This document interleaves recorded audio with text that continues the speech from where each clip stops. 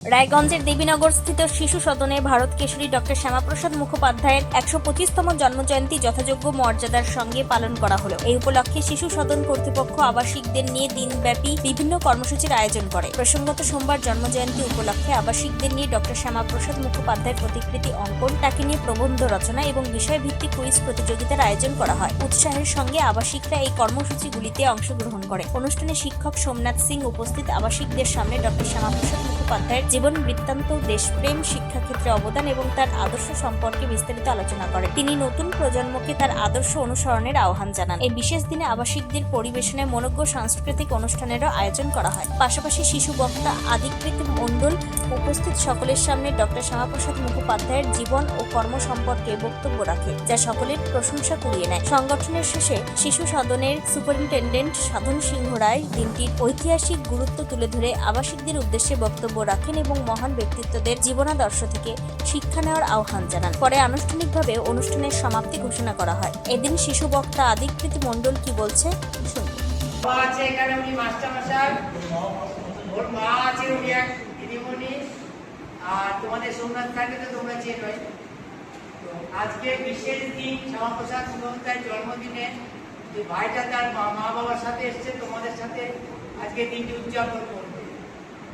ও ভালো বক্তব্য রাখতে পারে আমি শুনলাম, তো তাতে আমি ওকে বললাম আজকে ডক্টর শ্যামাপ্রসাদ মুখোপাধ্যায়ের সম্বন্ধে তোমাদের কিছু বলবে, তোমরা মন দিয়ে শুনবে। দেখো তোমরা সকলে পারো না, দেখো ভাইটা শিখেছে, ভাইটা বলছে, চুপচাপ শোনো, ঠিক আছে? তোমরা আগামী দিনে ওটা শুনে তোমরাও শিখে যাবে। দেখো কি সুন্দর বলছে, হ্যাঁ চুপচাপ শোনো। বাবা বলো। সত্যিও শিক্ষক শিক্ষিকা এবং আমার ছোট বড় বন্ধুরা সবাইকে আমার নমস্কার। আজ আমি আদিকৃতি মণ্ডল আমাদের দেশের এক মহান নেতা ডক্টর শ্যামাপ্রসাদ মুখোপাধ্যায় সম্পর্কে বিচার কথা বলি। তিনি কলকাতায় জন্মগ্রহণ করেছিলেন।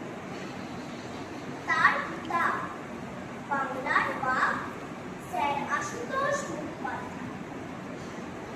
শ্যামাপ্রসাদ মুখোপাধ্যায় ছিলেন খুব বুদ্ধিমান এবং একজন বড় দেশপ্রেমী। তিনি খুব কম বয়সে কলকাতা বিশ্ববিদ্যালয়ে উপাচার্য হয়েছিলেন। আমাদের দেশের জন্য তিনি অনেক ভালো ভালো কাজ করে গেছেন। তার মতে এক দেশ, এক বিধান, এক প্রধান, এক কিষাণ হওয়া উচিত।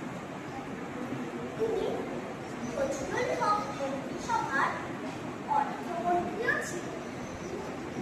আসুন আমরাও ওনার মতো ভালো মানুষ হওয়ার চেষ্টা করি। ধন্যবাদ। জয় হিন্দ। পাশাপাশি শিশু সদনের সুপার সাধন সিংহ রায় কি বলছেন শোনাব। আচ্ছা, আপনার নাম এবং পরিচয়টা যদি বলেন। আমার নাম সাধন সিংহ রায়। আমি রায়গঞ্জ চাইল্ড ওয়েলফেয়ার সোসাইটি পরিচালিত হোমেরই সুপারিনটেন্ডেন্ট।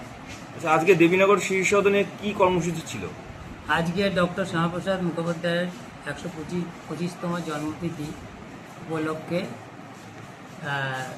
সেই জন্মতিথি উপলক্ষে আমাদের জন্মদিবস পালন করা, বিশেষ করে ডক্টর শ্যামাপ্রসাদ মুখোপাধ্যায়ের পরিচিতিটা তাদের জানানো প্রয়োজন ছিল।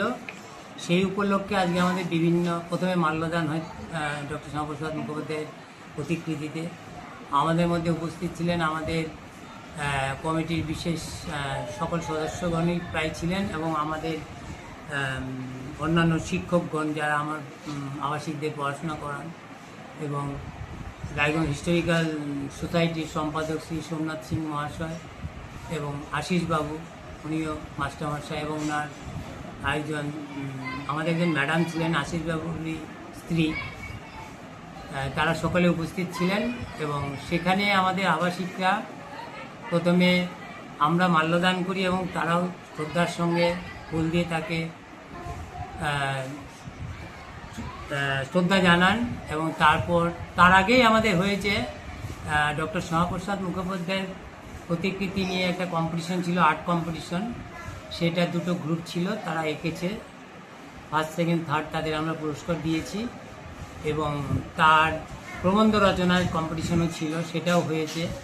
8, 9, 10, 11, 12 ছেলেরা অংশগ্রহণ করেছিল। এবং আবাসিকদের মধ্যে কেউ ওনার সম্বন্ধে বক্তব্য রেখেছেন। এবং আমাদের মধ্যে একজন মানে আশিস বাবুরই পুত্র, তো তাকে আমি পেয়ে আজকে আপ্লুত, কারণ এত ছোট বয়সে সে সুন্দর ডক্টর শ্যামাপ্রসাদ মুখোপাধ্যায়ের সম্বন্ধে বক্তব্য রেখেছে। আমি আপ্লুত। আমি আশা করি ডক্টর শ্যামাপ্রসাদ মুখোপাধ্যায়ের মতো সে বড় হবে, নাম করবে। আমি আশীর্বাদ করি সে আরও ভালো জায়গায় যাবে। এবং এই সকল অনুষ্ঠানের মাধ্যমে আমরা আজকে ওনার 125তম জন্মদিনটি পালন করি। তবে এই অনুষ্ঠানে শিশু সদন কর্তৃপক্ষের পাশাপাশি শিক্ষক সোমনাথ সিং, শিক্ষক আশিস কুমার মণ্ডল, শিক্ষিকা ঈপ্সিতা রায় এবং অন্যান্য বিশিষ্টজনেরা উপস্থিত ছিলেন। উত্তর দিনাজপুরের রায়গঞ্জ থেকে নিজস্ব প্রতিনিধির রিপোর্ট, টাইমস 14 বাংলা। ভর্তি, তাই আর দেরি না করে আজই আসুন রায়গঞ্জের চণ্ডীতলায় হেলথ প্লাস মাল্টি স্পেশালিটি ক্লিনিকে এবং এখানে পান অভিজ্ঞ ডাক্তার দ্বারা ফ্রি স্কিন টেস্ট। আরো বিস্তারিত জানতে যোগাযোগ করুন 9674895169 এই নম্বরে।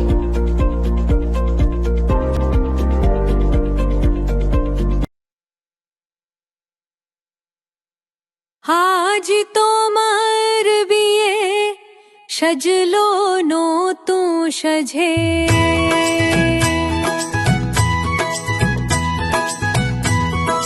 সবার মনেতে আনন্দ,